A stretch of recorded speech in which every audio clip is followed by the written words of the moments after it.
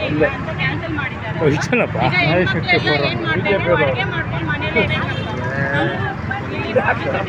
ನಾವು ಜನ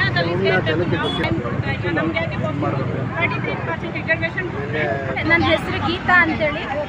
ನಾವು ಈ ದಿನ ಮಹಿಳೆಯರೆಲ್ಲ ಒಕ್ಕೂಟದಲ್ಲಿ ಸೇರಿ ಈ 33% ರಿಸರ್ವೇಷನ್ ಬಿಲ್ ಏನು ಕ್ಯಾನ್ಸಲ್ ಮಾಡಿದ್ದಾರೆ ಅದ್ರ ವಿರುದ್ಧ ಹೋರಾಡ್ತಿದ್ದೀವಿ. ಇದು ನಮ್ಮ ಪ್ರತಿಯೊಂದು ಮಹಿಳೆಯರ ನೋವಿನ ಘೋಷಣೆ ಆಗಿದೆ.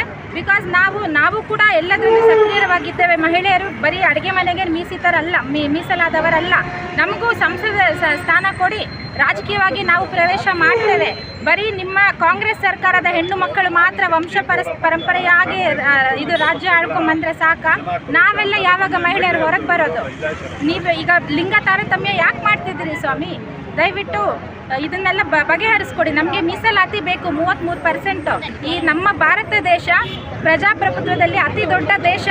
ಆದರೆ ರಾಜಕೀಯವಾಗಿ ಮಹಿಳೆಯರ ಪಾಲ್ಗೊಳ್ಳುವಿಕೆ ತುಂಬ ಕಡಿಮೆ ಇದೆ.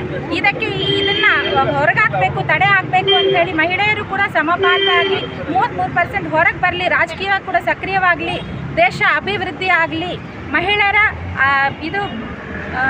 ಅವರ ಕೊಡುಗೆ ಕೂಡ ನಮ್ಮ ದೇಶಕ್ಕೆ ಬೇಕು. ದೇಶ ಪ್ರಗತಿ ಆಗಬೇಕಂದ್ರೆ ಮಹಿಳೆಯರು ಕೂಡ ಸಮಾನವಾಗಿ ಭಾಗಿಯಾಗಬೇಕು. ಹಾಗಾಗಿ 33% ರಿಸರ್ವೇಷನ್ನ ಕೇಂದ್ರ ಸರ್ಕಾರದವರು ತಂದಿದ್ದಾರೆ. ಯಾಕೆ ನೀವು ಮನ್ನಣೆ ಮಾಡಿಲ್ಲ?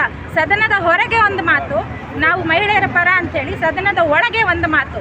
ಎಷ್ಟು ಚೆನ್ನಾಗಿ ಹೇಳ್ತೀರಿ ರಾಹುಲ್ ಗಾಂಧಿ ಅವರೇ. ಅರ್ಧ ಮುಕ್ಕಾಲು ಗಂಟೆಯಲ್ಲಿ ಬಿಲ್ನ ಹರಿದು ಬಿಸಾಕ್ತೀವಿ, ನಾವು ಕ್ಯಾನ್ಸಲ್ ಮಾಡ್ತೀವಿ ಅಂಥೇಳಿ. ಇದು ಯಾವ ರೀತಿಯ ನ್ಯಾಯ ನೀವು ಮಹಿಳೆಯರಿಗೆ ಕೊಡ್ತಿರೋದು?